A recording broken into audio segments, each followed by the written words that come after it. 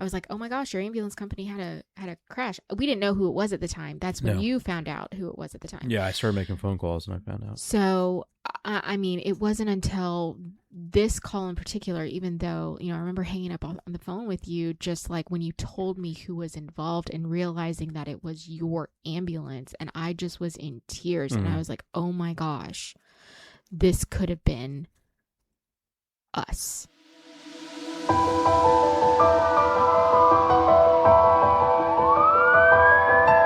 I'm Dayna. I'm Tony. And this is Responding Together.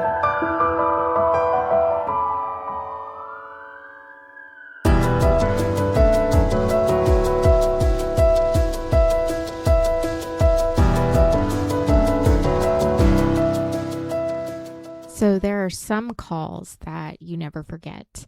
And I think going into our first responder marriage, I never really realized how much calls that you had would affect me and come home sometimes. Like calls just didn't stay on the truck or in the ER. Even with the fire departments, calls didn't necessarily stay with the fire department. You did bring some of that home with you. And I heard not necessarily graphic details about the call, but I could see how it emotionally affected you, and then in turn emotionally affected you. So today we're talking about calls that affected each of us and what we did to help mitigate the emotions and work through them instead of just mitigate or navigate. Mitigate the emotions, navigate the emotions, and instead of just like sweeping it under the rug, which is kind of what you were taught to do, is to not bring it home.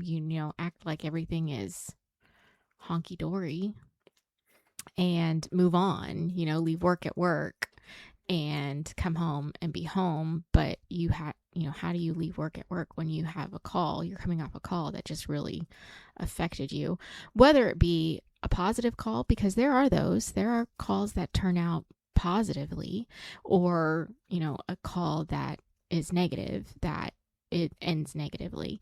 And there's actually been calls that have affected me, and I didn't think I realized it. I didn't think that there were going to be calls that were going to be affected me. I thought that there was just going to be you do your job and then we go do things as a family and we have family life, and then you go back to your job and then again back to family life, kind of like what you talked about in an earlier episode about how you compartmentalized.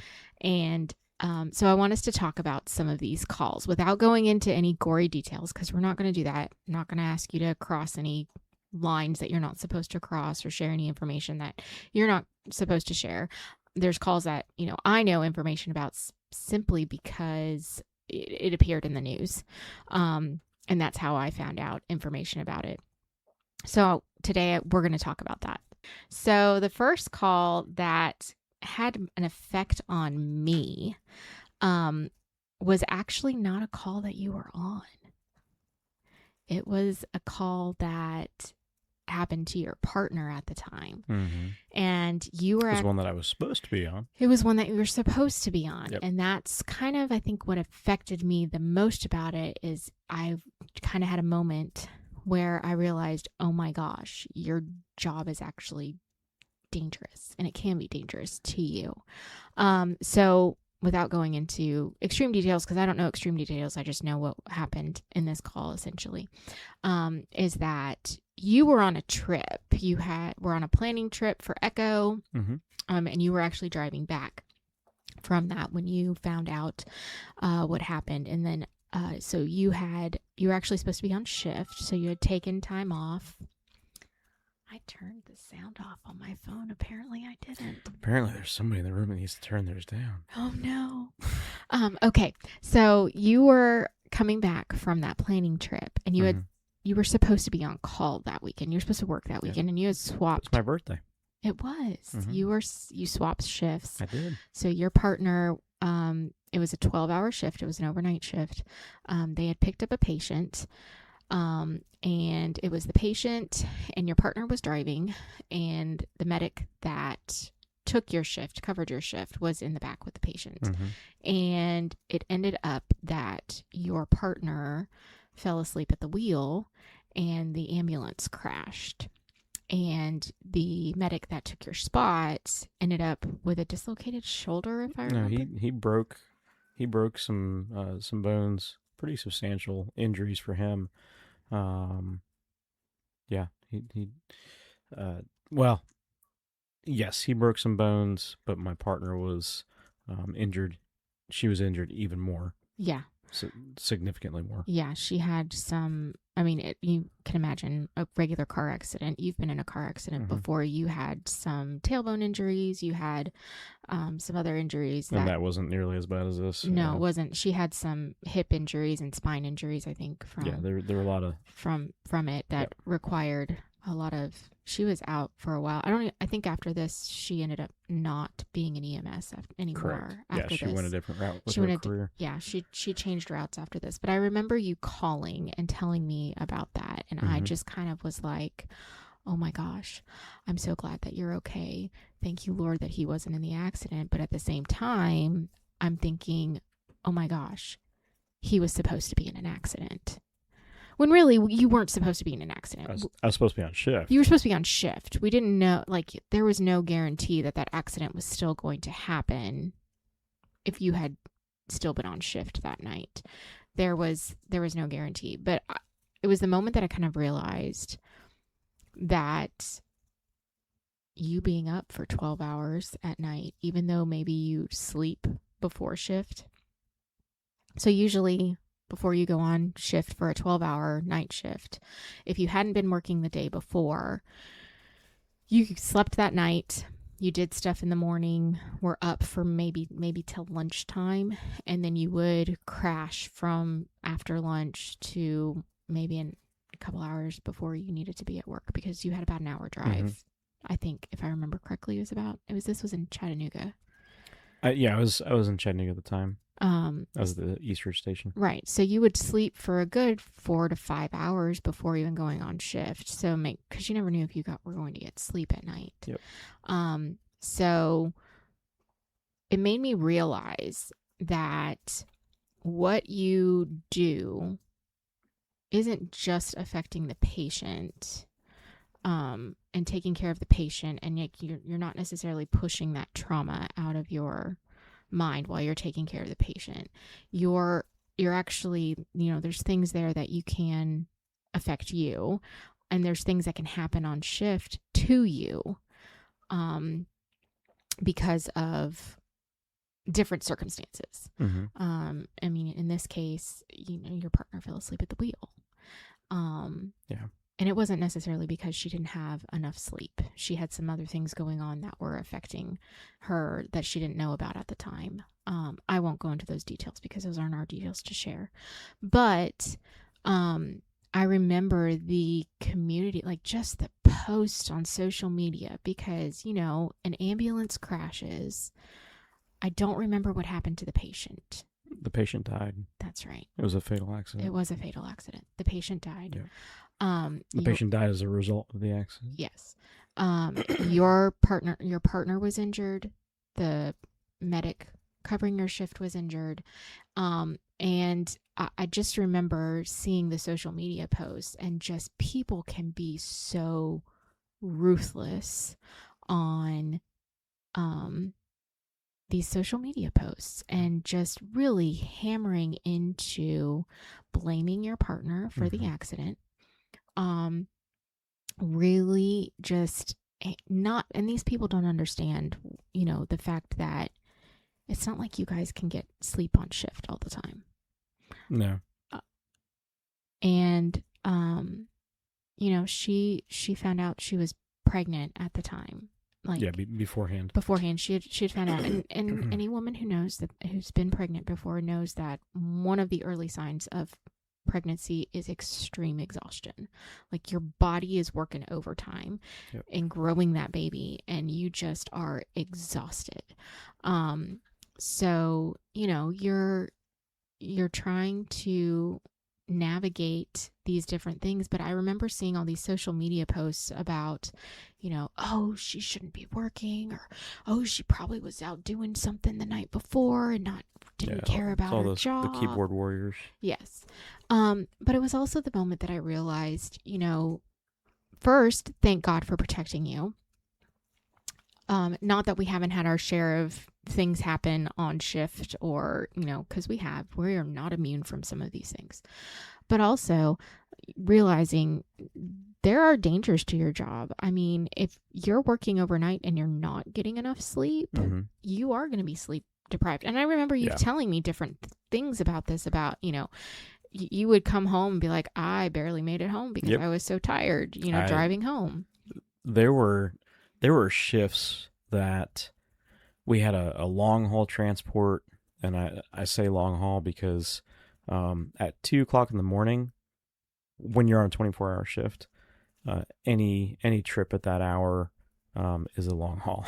Right. Whether it's 15 minutes or 2 hours. Well, we were on a 2.5 hour return from Nashville, and there were a few of those to where I remember intentionally riding the rumble strip just to keep myself awake. Um, and there were a couple times to where my partner at the time, different one, she would sleep in the back half the trip Mm-hmm. while I would drive, and then we would switch Mm-hmm. just to be able to get back safely. I mean, it was ridiculous. Yeah. It was absolutely Well, ridiculous. I mean, because emergencies don't stop between 12 a.m. and Well, and 6 these a.m. weren't Like, even really. These no, were not emergencies. These were hospital transports. These were non-emergency transports, and the patient needed to get where they needed to go. right, That's I'm not disputing that at all. right. That patient needed that care. They needed to go, and so that needed to happen. However, the usage of how things used to be done, and I say used to, they're still done this way at certain places, but safety was not uh, upheld in the Mm-hmm. way it was touted at Right, that time, right. and the safety of the crews, and restfulness, and yeah. So they've changed some things from what I understand, but it's yeah. There were mornings that I drove home and I don't remember half the trip home. Right. Well, and I know from this call in particular that you kind of had a little bit of survivor's guilt, just I had a because, lot of it. yeah, Yeah. just because you felt horrible Mm-hmm. that your medic that you worked with got injured, and he even was like, dude, it's not your fault. Like, I don't even think he, like, even though your partner, claimed, took full responsibility for the accident. Mm-hmm.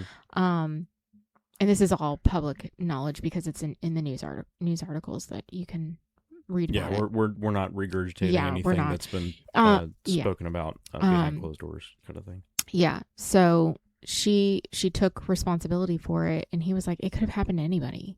Yeah. It wasn't the fact that, you didn't cause the accident. It was just that it was an accident. No one anticipated having an accident. They all anticipated getting back safely to, Mm-hmm. and it wasn't. And I think the one thing that, for those who may be listening that aren't in the medical field, the emergency medical field, I think they don't necessarily realize that depending on the call, it depends on who runs, like what type of call, who runs it. If the medic needs to be in the back with the patient, or if the EMT can be in the back If it's with a the BLS patient. call, which as a 911, 911 service that does non-emergency transports, if you are a 911 truck and that's your function, the likelihood of you getting a BLS transport it's very rare. Yeah. Unless they just, you're at the ER and they're like, oh, Miss So and So needs to go back to the nursing home. That's a BLS trip that the EMT can run, and those did happen. Right. But when you have, and we had, that was a 911 call that they were on, and obviously it was an ALS truck, so Yeah. And medic was running it. yeah. So it wasn't like she could say, "Oh, I think I'm tired. I'll sit in the back, be in the Yeah, back with the patient and run the there's not an patient." No, option. there's not an option. Nope. Which, you know, I know we could get into the politics of how trucks are set up with an EMT medic. Well, and that's actually, it's starting to go by the wayside to a point. There still is that traditional Right. setup, but a lot of services, some of our local services, Hamilton County, Bradley County, are actually now doing double medic Double trucks. medic, yeah. And there's a lot of sides to that. You get two providers at the same level so they can do the same things, so they can switch on and off. You also have two providers that now, okay, well, one just ran a call, a really bad call or whatever, or maybe they're tired, so you can switch. Yeah. So it gives you that flexibility. So a lot of departments are doing that more and more now than they used to. But it used to be, it was an EMT and a medic. I would venture to say, like, they should, honestly, I think it should be, medic, EMT, like, to give the option. Having a third person is nice. I feel like having that third person should almost be necessary. For a rural response, absolutely. When you get into your urban and your city areas, you've got fire department, you got there's other resources that are there to where that's not necessary. Right. But depending on the patient, you have, like for us, for example, flying. If we have a critical patient and we're on one of the larger aircraft, our minimum is a crew of 3. And we may add a physician into that mix. We may add 2 or 3 more people. If it's a bariatric, we're at 6. I mean, that's just that composition. So, there are those caveats to where you can have that and have an extra person, but traditionally it's 2 people, and it's usually more so now, like I said, medic, but you still have medic EMT depending on the area. Yeah. So, these calls aren't always positive outcomes. Unfortunately, this one was a negative outcome. In that you had some emotional trauma from it just because you felt guilty that I felt guilty for a while. Yeah. It's because it was the reason, and we've talked about it. Well, there's a reason why I wasn't there. Right. And it was more than just me being at the event up in West Virginia. Yeah, in Harper's Ferry. But we don't know how. We could speculate all day long. The fact of the matter is, I wasn't there, but I still felt like that was my responsibility to be there. Right. And so that was a hard thing to walk away from. And more than that, it was my friends, my colleagues, people that I work with on the regular. Yeah. And that hurts. That's a big deal. So, right. The people that I was working alongside at the time, that I trusted with my life, and right. and that was definitely a tough pill to swallow for a while. Yeah.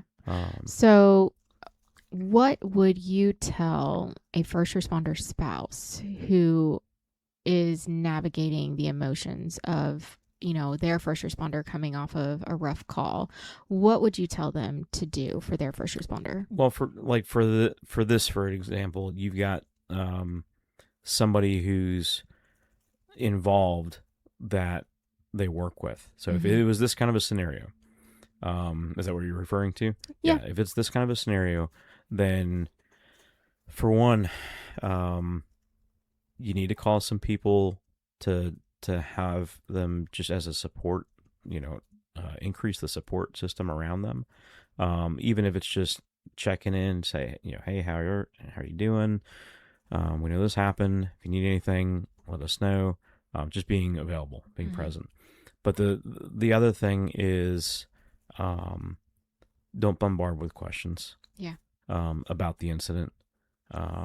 And sometimes that's really hard for me to Yeah. do because I want to be in the know. Yep. I mean, because I was not in the know for so long, Yeah. because we've talked about this before, about how you left work at work, and work was work, home Hmm. was home. And I And knew I you didn't. didn't share anything. And so a Yeah, lot I of didn't bring you times into that world. you might have come off of a really rough call, and you'd come home, frustrated or moody or, emotional or something. And I would have no clue as to what happened. And wouldn't share with me either. Hmm. So we don't want, first responders, we don't want you going to the far extreme of like just, leaving your families out. Your families are there to support Yep. you. Your spouse is there to support you. My job is to support you so you can do your job well. But also being someone there that can just be, emotionally present with you, not bombarding you with questions, waiting till you're ready to talk about it. Being able um, being able to talk, be there to talk when you're ready. Hmm. Just being there, being present. I think that was one of the things that helped both of us, when you were ready to talk about this incident. Being present and being available. So whenever I did want to say something, you were receptive to Mm-hmm. hear it, and not well, I don't want to talk now, or not. Or and not take well, you just need to get over it. You weren't there. You just need to get over it, because Yeah, it did it's like, affect you. why are you so consumed with this? You weren't there. Yeah. That's that kind of a response, Right. which would definitely And this definitely not go over well. This was again this was paramedic time, but this was not flight paramedic time. Correct. So It this was 2017. Yeah. It was so, 2 years so before I this started. this was in the middle. It was a year before I started flying. Yeah. Because So I this started was the with middle of your career. Yep. So, I mean, we are still learning at that time. Mhm. I want to think I did a good job, but I also know that it affected me most emotionally as well, because, I always go to worst case scenario, what if scenarios. Oh my gosh, it made me nervous the next time you got on the ambulance. Well, like, were you going to have an accident? Like, this was the first time to where it hit close to home. Exactly. It hit really close Yeah. to home. We'd not had anything hit this close to home before. Correct. So this was one of those, I had to take a moment and try not to freak out myself and realize, okay, yes, he's can be in dangerous situations. I mean, you've been in dangerous situations before. I remember you coming home and telling me about, you went to a like backwoods 911 call, and what the guy came out with a shotgun and like chased you off the property or something. I was like, oh my gosh, you could have gotten shot. He didn't chase us off the property. We voluntarily left because we did not want to get shot. Yeah. So that ended up going to court too. Yeah. I mean, you've been in dangerous situations before. Yeah. But again, this hit close to home because it happened to your EMS family. Yes. So, and that's what made this call like a little bit different than the other. Like, a lot of times I don't necessarily want to think of your calls as being dangerous, even though I know that you're putting yourself into situations that no one else is probably going to go into, which is, there is an inherent danger and inherent risk. Yeah. With just the job. We are exposing ourselves in situations as far as being vulnerable with the areas that we're going into. The home, we're going into somebody's home. Mm-hmm. We're going into the back part of a business, or we're going. I mean, you're seeing people in their most vulnerable moments. Correct, but we're going into areas where we're going to where the emergency is. Yeah, and that can take us into places that are not nice or not comfortable, not are very unfamiliar, can be very uncomfortable. From the standpoint of, you go into a hoarder's house to where the floor falls in when you step on the floor. There's cockroaches, and there's all these different kinds of scenarios to where you've got to keep your head on a swivel, otherwise you're going to become the patient. Right. So that was the first call that really caught my attention. There's been other calls that have caught my attention, but not any like this. I want to kind of switch gears a little bit here, and I want to talk about, were there ever times when you came home where home just didn't feel like home, like a place where you could just, and I mean, we're getting real and honest here, where you could just decompress, you could, release your emotions, You could be, mentally and physically present, or were there times where it was just as exhausting to be at home as it was to be at work because of the calls that you were on? I think it was the time frame kind of determined that. Mm-hmm. So when the girls were little, and all they wanted to see was me. Oh, yeah, they'd run to the door. Um, The minute you walked through that yeah, door, they were on you like what on rice? yep. So Daddy's home, daddy's home. after after a 24-hour shift, and also this is also somewhere around medic school, so I'm doubly exhausted. Mm-hmm. And then after medic school, I'm a new medic, so there's that pressure Yeah. of all that, of being inexperienced and trying to gain that experience and trying to do the right thing and making sure. Yeah. um there were times where I wouldn't say it didn't feel like home, but there were times where it was like I didn't know what to say, or I didn't know how to re-engage back at home, Mm-hmm. because of what just happened the last 24 hours. um and it, like that, the 48 hours off, that first 24 hours, there was You're all, playing catch up. yeah, there was. You're decompressing from the calls that you Mm-hmm. took. You're processing through them. Yeah. And some of those, after some of those 24-hour shifts, you I spent the next 48 hours not looking forward to that next 24 Mm-hmm. because of of how that last one was. Right. So just you're just not looking forward to it. Right. So, and that stresses out the home life Mm-hmm. because you're stressed about what's going to happen. And at least in your mind's eye, it's like, oh, the shift is probably going to be like this or whatever. Um, Well, and you can't be present while you're focusing on correct. work So still. with that, I definitely was not, um, I just wasn't here. I was physically here, but I was emotionally Yeah. checked out. I was mentally checked out. Um, so yeah, there were times to where, um, home didn't feel like home because I was my um my mind was preoccupied Mm-hmm. with what was going to happen next. Yeah. Was there anything that we could have done differently? Looking back, is there anything we could have done differently to help make your time off be more time off? Like, Having time to decompress yeah, would have been a big thing. that was definitely something I did not understand Mm-hmm. early on because, and I feel like I didn't understand it until this call. Like, even though you weren't on this call, like it hit me so hard. I remember, you were driving back from, Yeah, yeah. You uh, called me to tell me. oh yeah, I did because I Yeah. saw it and I was like, "Oh my gosh," because I didn't know. I was like, "Oh my gosh, your ambulance company had a crash." We didn't know who it was at the time. That's when No. you found out who it was at the time. Yeah, I started making phone calls and I found out. So, I mean, it wasn't until this call in particular, even though, I remember hanging up on the phone with you, just like when you told me who was involved and realizing that it was your ambulance. And I just was in tears and I Mm-hmm. was like, "Oh my gosh, this could have been us. Mm-hmm. It could have been us. It wasn't. It could have been." And I still kind of feel that way about, I felt it more so with the helicopter than I do with the airplane. When it comes to different things that happen with other helicopter Yeah.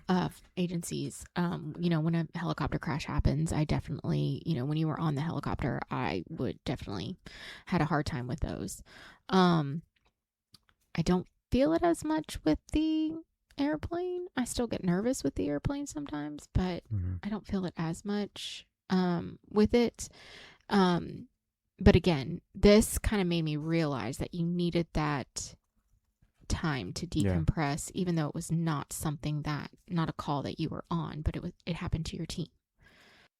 We recognized I think we learned from this one call in particular. We recognized what were things that I needed to adjust in how I was handling your time home, coming off of shift, and being able to recognize. And sometimes it was also you communicating that. Sometimes you didn't communicate beforehand that you had a rough shift and you just needed some time. Mm-hmm.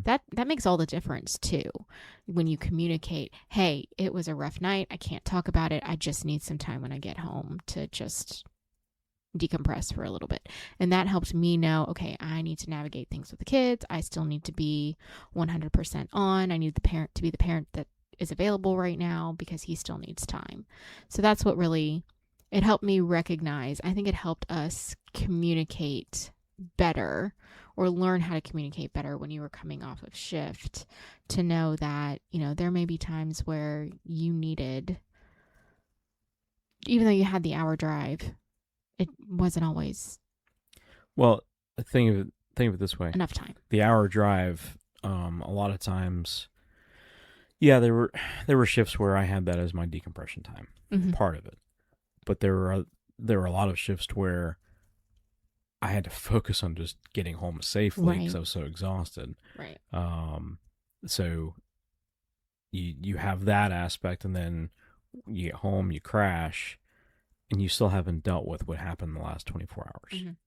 So yeah, it's that. I would say that's one of the biggest things.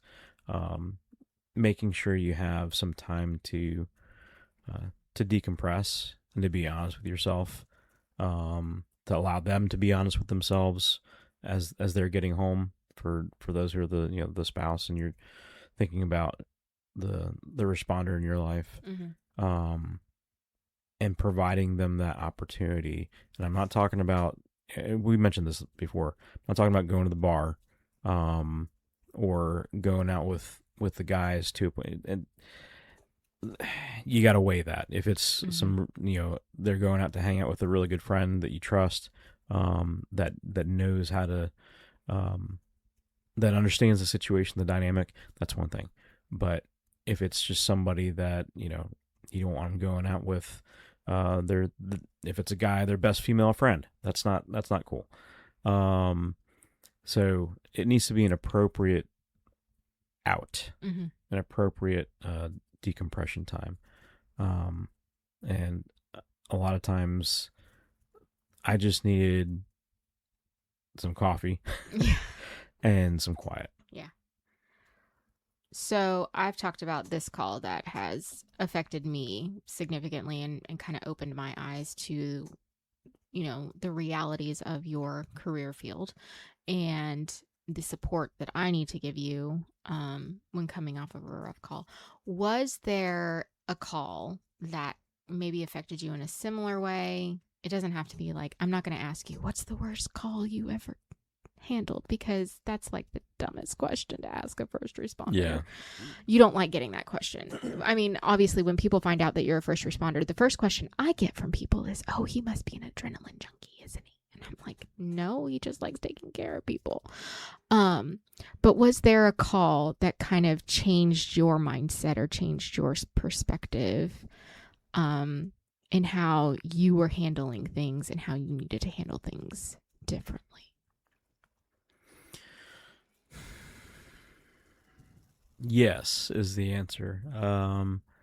There's several calls going through my mind, and they're all at various stages in my career. Um, I remember the first call. This is kind of the reason why I got into EMS. It was actually, and it like the call was, it wasn't a bad call. Um, but as far as something that changed everything as far as my career drive was, there was an accident right out here. This is Mm-hmm. before we lived in the house that we do now. Mm-hmm. Right in front of Robinson, and that's when I was working at the fire department. Mm-hmm. And I don't know what happened with the patient. And I think that was part of what, like, I can't actually remember now, but I think then I don't remember what happened with the patient. I think that was part of what bugged me, and I'm like, you know what? I want to. I want to be able to provide care more than just, Mm-hmm. call the fire department, clean up crew, hazardous materials, whatever, on the road, do all that stuff. Mm-hmm. Um, and I wanted to be able to, I wanted to be that guy taking care of the patient. Yeah. And I think also part of it was the EMS unit that was there, um, was not very nice to the patient. I do remember that. Mm. And I, That's so important. yeah, and I was like, it just rubbed me the wrong way. Yeah. So that was the other thing behind it. Um, but that was a pivoting call, if you will. Um, and I mean, there were other calls that happened, but it didn't. Some of those calls didn't change things for me until years after the call happened, Mm-hmm. when I started to finally dig in and deal with things. Um, Yeah, because I think one of the things that first responders don't think of is that well, they think they can handle it all on their own. yeah, And the reality is, and we're not going to get too much into PTSD, but there is trauma that comes with your own trauma that comes with some of the things that you do see, mm-hmm. and you can't unsee some of those things. You're There's a lot that you can't unsee. yeah, and You can't unsee it. You can't unhear it. You can't unsmell it. yeah, You can't unfeel it. I mean, slipping and sliding in somebody's blood. yeah, It's just not. It's not normal. no, None of that's normal. Parents crying hysterically because they just lost their child, and there's nothing that you can do about it. yeah, And you're the one that delivered the bad news. yeah, You can't undo those things in your mind, mm-hmm. in your heart. Um, That's why it's so important to have support, not just at home, but there's yeah. been more of an uptick recently in first responder mental health awareness. Yeah, in the last few years for sure. Yeah, and being, actually having licensed counselors that are Experienced with first EMS and responders. fire, Yeah, that law are enforcement. willing to work with first responders and help them process through a lot of the traumas that they see, because it does affect you. It does affect. It affects who you are. It affects how you do your job. It affects how you interact at home. Mm-hmm. It affects everything. Yeah. Yeah. There was actually another call that, it was a call where my patient died, but there was a difference in the eventual outcome of how I handled it, because of actually the parents of that patient. Yeah. Um, I remember this one. I got, my partner and we got to go to the funeral of that patient, and they were very appreciative. they were extremely appreciative. They knew that their child was on. It was a pediatric call. Was on borrowed time because of the things that he had going on.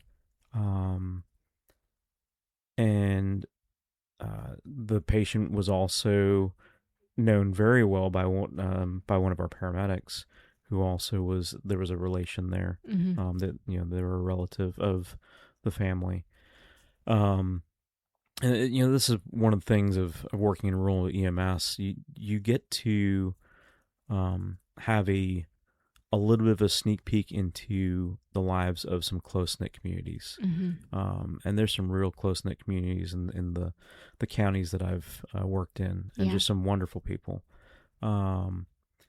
But they, we knew about the funeral. It was one of those, you'd have a patient, you'd do CPR on somebody, and you drive by the next day, and you're just waiting for the funeral home to update because it's the only one in town.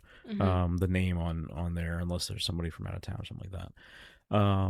And as soon as his name was put up, and we actually talked about the call with the individual that we worked with, and she gave us a heads up and says, hey, if you guys are available, the family would love to have you there. Mm-hmm. And so we went, and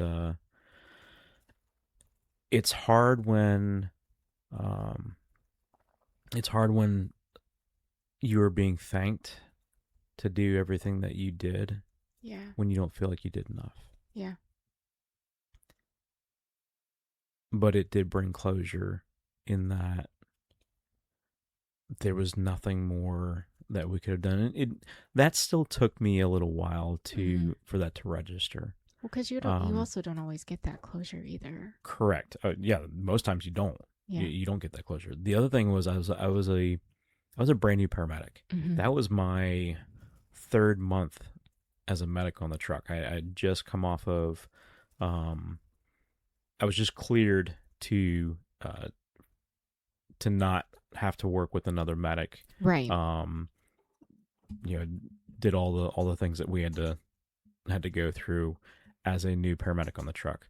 So I just came off of that, and that was like my one of my first few calls after, and I'm like, oh my goodness, and it was a nightmare call. It was it was one of those nightmare calls that you read about, the case studies that we look up as medics and nurses, and it was one of those calls. And as a brand new a brand new medic, it was one of those that there was there wasn't anything that I could have done um, significantly different Mm-hmm. to change the outcome. Yeah. Um, Actually, there's nothing that I could have done differently No. in the time span that we had, and we even they had flown in um, one of the um, one of the local helicopters, um, and there was nothing that they could do either. I mean, they tried and tried and Yeah. tried, and we eventually all did CPR on him, and um, long enough for the family to get there, and yeah, that was it. Yeah. But yeah, it was different in the sense that and what changed everything, I guess, was the fact that this was a family that knew that their son was a gift, Mm-hmm. um uh, not only a gift to them but a gift from God Yeah. specifically, and they knew that the time that they had spent with him, they took advantage of, in the sense of it, they didn't let a day go by without making the most of it. Right. um and this little guy was only a couple years old. Mm-hmm. um so it was a big deal for them, um that we were there and came to their rescue and did as everything that we could, um and they were grateful. Mm-hmm. And I had conversations even a few years after that with my former colleague, and she said that they still talk about how grateful they are for everything that we did. Yeah. Um, so that changed everything from the standpoint of there are some people that are appreciative, and what we do matters. Mm-hmm. It was also something that changed for me, in the sense that I can't just rely on a class or paramedic school to teach me what I need to know. I Mm-hmm. need to do independent study. Mm-hmm. I need to dive in, and I need to learn things on my own and understand it in the way that I need to understand it that's best for me, so I can be a well-rounded clinician Mm-hmm. on the truck or on the helicopter. Mm-hmm. It's so it for the providers that are listening, it's not up to your paramedic program or your educator, or you know and I'll do a little foam frat shout out, because those are some good guys out there, and we do some of their education at work. But it's not up to foam frat to educate you on every single little thing that you need to know in order for you to effectively do your job. Those are great resources, and those are great avenues to obtain your education, but it's up to you to put in the work so that you can actually apply what you're learning, and actually have that affect your clinical practice Mm-hmm. as a provider. Yeah. And same thing with fire and law enforcement, um, and for our comms people, our dispatchers. there's certain things in our field that if you are not doing work outside of the, the regular training, you're not going to be a great um, firefighter or police officer or dispatcher. Mm-hmm. If you're just doing the stuff that you have to do, Right. yeah. So that was another component of that, and so I learned some things, and actually went back to some textbooks and to learn more about the issue that he had that caused him to eventually die. So yeah. Yeah. It's calls like that that just push you to dig deeper and Yes. really, I mean, it could, and it's, what's interesting is that call could have pushed you in two different directions. It could have pushed you to dig deeper into your career field and want to learn more to become a better clinician, or it could have pushed you to be like, I'm done. I can't do this. Yeah. This is not for me. This is, I mean, it can push you in two different directions and you Yeah. have to make that decision. Well, which direction do I want it to push me in? And you made the decision for it to push you into a positive position.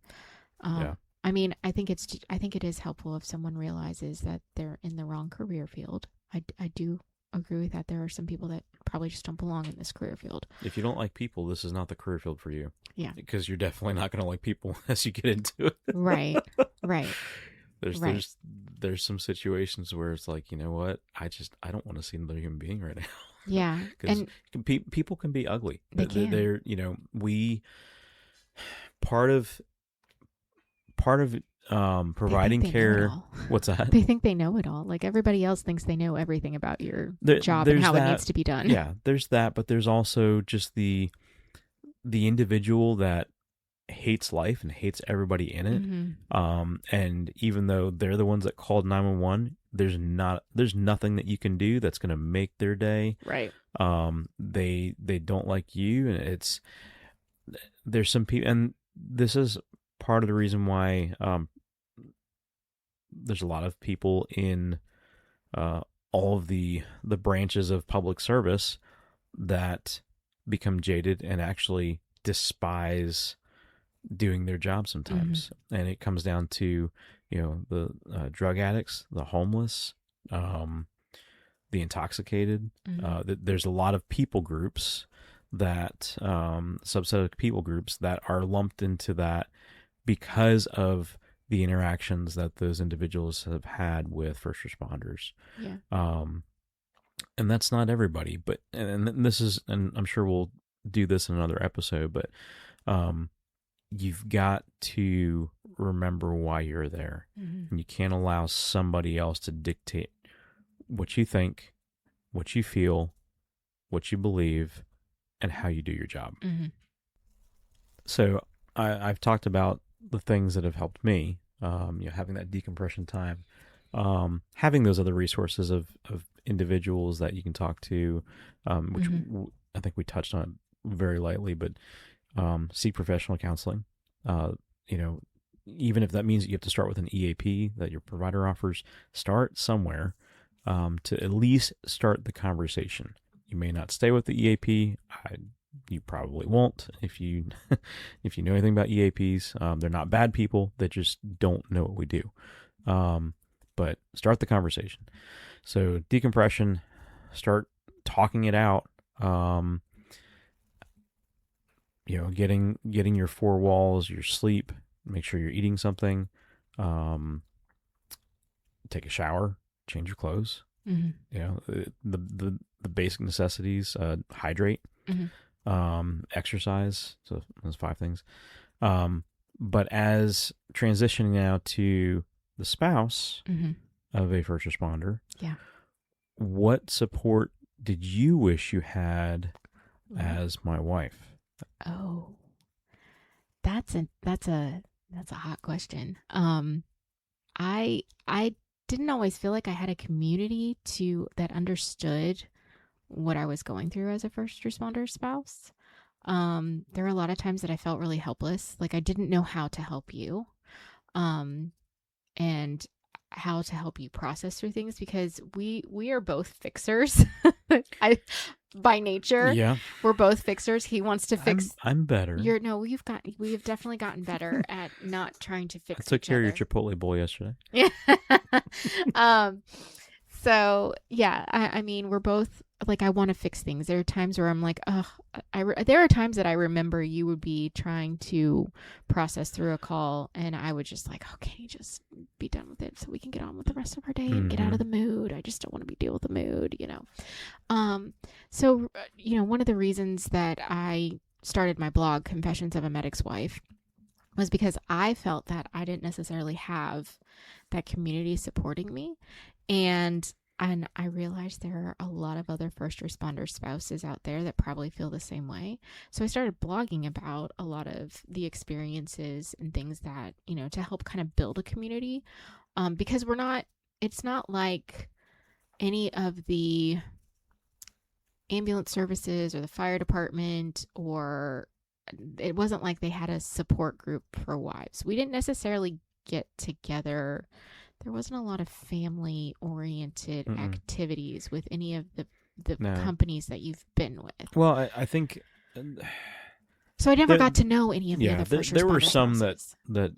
tried. I think where I'm at now has more of that. Yeah, no, I feel like I know more, even though we don't live near any of. We all live hours apart because Yeah, you're in such a unique situation now with your career, that we don't live in the same community that he works. And so but you've gotten to know I've gotten to know people. several of, your flight nurses that you work with that I love to get to see at your Christmas party, Yep. or different events that I wish we did more of. Hey, this is a shout out to, we need to do some more fun events. I really like, we didn't even get to attend the one year that they did the kind of open house and had the plane doing touch and goes for people. Yeah, you Uh, know why? I I don't. was deployed. Oh, you were. That I was stinks. overseas. Yeah. In fact, I was overseas with one of our pilots. That Yeah. yeah. So So that was I love it when we get to do when there are events. We went to where I get to know people that you work with, mm-hmm. and where I get to know the spouses when they bring their spouses, and I get to know them too.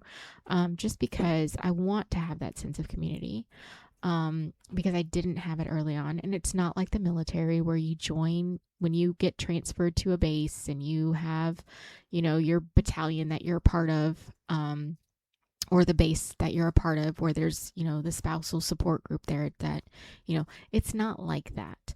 I never had that.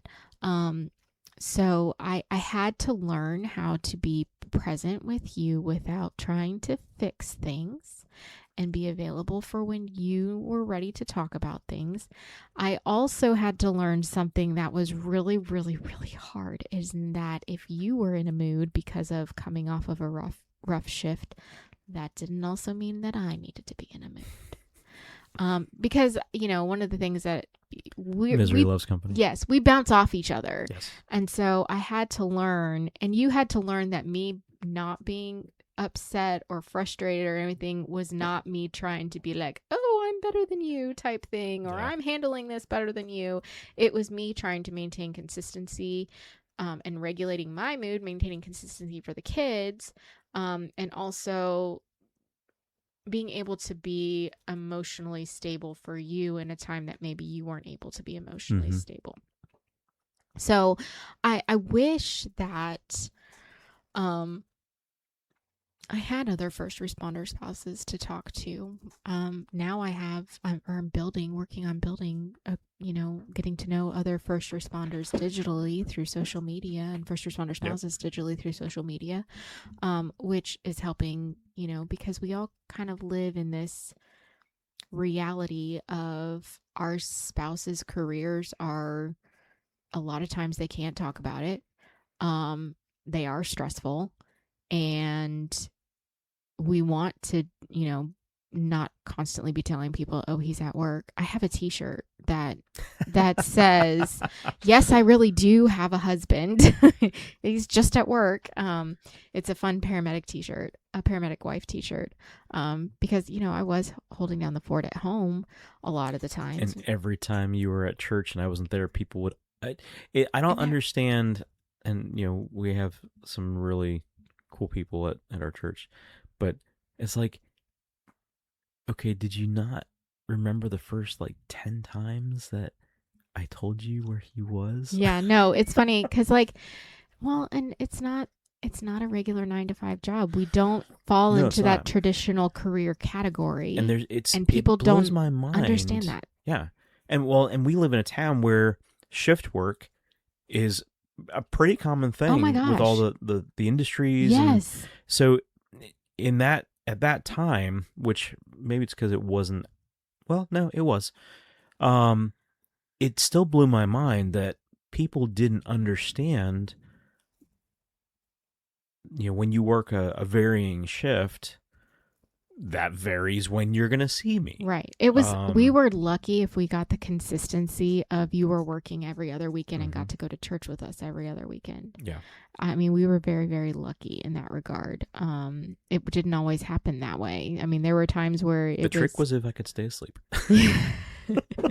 yeah, it didn't always Or happen I'm that. sorry, stay awake. Yes. Sorry. Um, it didn't always happen that way where your schedule worked out to where you were working a weekend off a weekend, working a weekend off a weekend, where we got a traditional weekend together. I used to get so frustrated that we didn't get a traditional Mm-hmm. weekend, but then I realized it really doesn't matter when you spend your weekend until actually when the kids got into school. That was difficult because we couldn't do an actual weekend because they had school. But anyways, I wish I had more spouses that understand, which is why I started my blog, was to just have a writing outlet about, not to blast you on, oh my gosh, my husband's career, but to talk through some of the struggles and be relatable and recognize that, yeah, it's hard. Mm-hmm. Yeah, it sometimes sucks.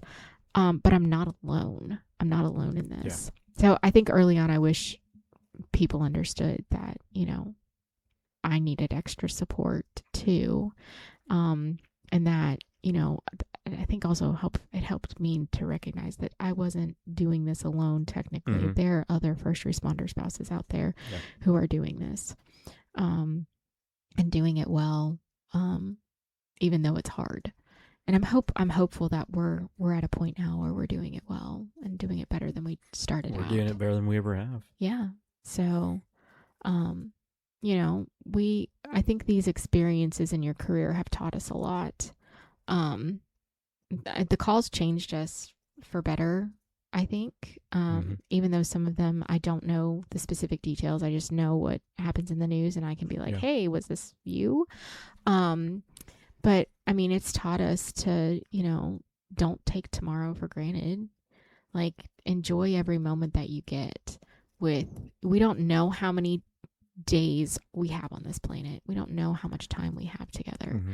And so it really taught us to really value the time that we got as a family, the time that you and I got together, the time that we got with extended family. And this didn't happen right away. No, it didn't. It took years. It did take years. It took years. It took longer than it should have. Yes, I agree. And there's some backstory to that, but the long and short of it was my priorities were not where they should have been. In helping you understand, but the other thing was I didn't know. I didn't know how, aside from the priority fiasco, I didn't know how to do all this. I didn't know how to convey all this to you. And so, but as we did learn, as I did adjust my priorities appropriately, the important things that really mattered became the important things. Yeah. To where we prioritized those, and we really started to prioritize our marriage. Mm-hmm. That became a big priority. We put that first above the kids. Yep. We put that, not above our relationship with Christ, but we did put that above the kids, and the kids know that mom and dad are a priority. Mom Yeah. and dad come first. They need to They're know that we're a team before we can, right, have players on the team. right, right, right. But the kids also knew that it wasn't at the detriment of the kids. It wasn't No, at it that was it was they for were their valuable. benefit. It was for the benefit. I Yep. mean, we love our kids. And it taught us to even value them as Mm-hmm. well and spend as much time as we can with them. I Yep. mean, for them, no other two people in the world matter to them more than us. Yeah.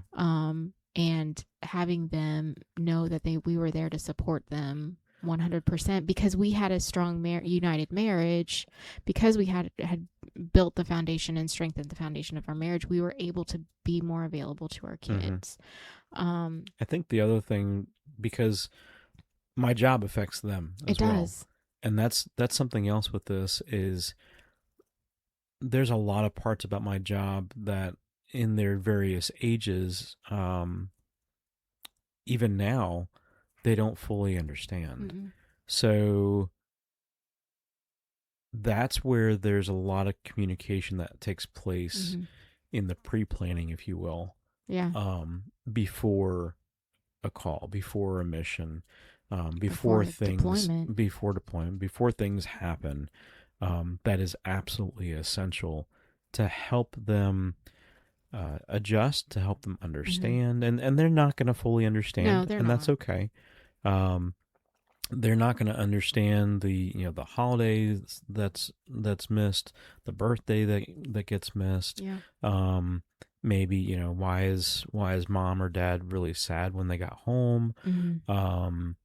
So those are opportunities for us to help them understand the job Yeah. and some of the demands without going over their heads, Mm-hmm. but to also let them know that they're okay, Mm-hmm. they're safe. Yep. We're not angry at them. We're Nope. not disappointed with them, um, because that's when we as adults become emotional, angry, depressed, sad. That sends a ripple effect in and around our kids, Yeah. to the point to where that's concerning. That starts to stress them out, especially the ones who are 4, 5, 6, Mm-hmm. preteens, and even teenagers to a point. Yeah. So it's really important for us to convey uh, before something happens, Mm-hmm. and even in the midst of it, to let them know and to reassure them that you know they their standing in the family is not in jeopardy or anything.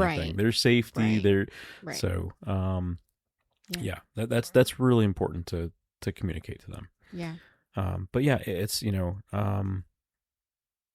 house divided doesn't stand. No. So making sure that marriage is really you're working on your marriage. Yep. It's one of the hardest things that you'll ever do. Yep. But it's absolutely essential to your family as a unit. And it's also very essential to your support system as Mm-hmm. you're doing the job. Yep. Um, it's the first thing that I think of after a bad call is I just want to go home. Yeah. I just want to be home with my people, Yep. and just hug everybody, take a deep breath, and just kind of check out a little bit from what just happened, and just enjoy what's going on. And it's crazy in our home. My goodness, it can be We're going in all nuts. different directions, especially Um, this week. but the first thing I want after a crazy shift is my crazy home life. Yeah. At least As just crazy as that sounds. not the tempo necessarily, but the familiarity. Yeah. Because we've made this place now, to where this is our safe space, if you Mm-hmm. will. It is a place of security and provision, um, and so that's a big deal. Yeah. And that should be a goal for you, is as a couple, make your home a place. We've got clutter on our countertops too. Um, It is But not a pristine, it's immaculate. It it's a is a live it's lived a in lived in house. home. It's lived in. We've got five But kids. try to have um some things built into your routine, whether it's sitting outside on the deck with coffee in the morning or whatever it is, as you're able to build in that time to where you are slowing down. So when you do have those moments of um, a lot of significant stress at work, Mm-hmm. calls that you can't forget, um, you have a place to come to that will it won't be the answer Right. to to completely get you through everything, but it's a pretty good starting Yeah. foundation. Yeah. And if we can offer any, encouragement to first responders as they're navigating this, um, these different calls and how they affect them, it's okay to admit that it affected you. Mm-hmm. You don't have to bury it. Yeah. It's actually helpful to say, just let, your spouse or significant other know, hey, it was a rough shift. I can't talk Yep. details, but it was a rough shift. And that lets them know, that they can, make sure that they're available. Like, for me, I don't always have the right words to say. And I could try to come up with the right words, but it's not going to solve Mm-hmm. anything. Sometimes it's just me being available. A lot of times it for me, it's no words. I just need you near. Yeah. And that's I remember distinctly remember multiple shifts where I would text you or I would call you and say, hey, it was a rough shift. There were some shifts where it was in the middle of it. I would text you and say, this is a rough one. Mm-hmm. I'm gonna need some time when I Yeah. get home. Yeah. And that's beneficial. That I would highly recommend that because it sets up a couple things. It sets up your it gives your spouse the heads up of, hey, we need to try to support Mm-hmm. mom or dad or whoever's coming home in the first responder role. But it also allows them to do some things while you're still on shift, whether it's praying for you, calling other people to have them also check in on you Yeah. when you I've done do get that. home, and that's a big deal. So there's some legwork, spouses, that you can do if your husband or your wife contacts you Sending in the middle of encouraging a shift. texts Yep. too. Yeah. Um, that's a big deal. So it's like we talked about in the last episode. It's those little things that make a big Mm-hmm. difference. Yeah. So, And together, you don't have to carry any of this alone. mm-mm. Like, if a call affects me, I know I can talk to him about it, and vice versa. Mm-hmm. I know we can talk to each other. We don't have to carry it alone. We have an awesome counselor that we both talk to Yep. that has worked with Anthony individually on several of calls that he's needed to process through. He's worked with us together to where we can talk things out from just what's going on in family life at that Mm-hmm. point in time to this call just affected us both and everything. So Yeah. you don't have to find a good support system, whether it be a licensed professional counselor or a good first responder support team, as far as being with other first responder families who do get it, who do understand. But we just definitely want to challenge you, to communicate with your spouse, communicate with them this week. If your spouse has never shared anything about their career with you or what they've done, you can ask them if there's been something that's happened at work that stayed with them longer than maybe you have realized. And don't be there to try and fix it. Don't be there to try to handle the emotions for them. Just listen, be present, and let them, talk if they're willing to talk, and, let them know that you genuinely want to hear about what they can tell you about their career field, because it's how you support your first responder. Because again, we're all about your first responder marriage not just surviving, but we want you to thrive. Mm-hmm. Yep. Yeah. I would say that, as you go through your week, this week, talk to one another and ask them, ask them those questions. Has there been a day where that call has marinated a whole lot longer than it needed to? Yeah. And or maybe they've hung on to something. Yeah. Maybe something happened at work. Maybe they made a mistake. Yeah. And it caused a problem with the patient. Maybe it killed a patient. Yeah. There's a lot of different things that you may not know that they are struggling with. Yeah. And there've been times too where I've just flat out asked you, what do you need from me? Mm-hmm. And there are times where I just don't know right now. Yep. I just don't know right now. And not in a upset tone or anything, but you're genuine. Like at the moment, my head's spinning. I just don't know. Yeah. But because I wanted to know what is it specifically that you need from me right now to help you as you're processing through this. Yeah. So yeah.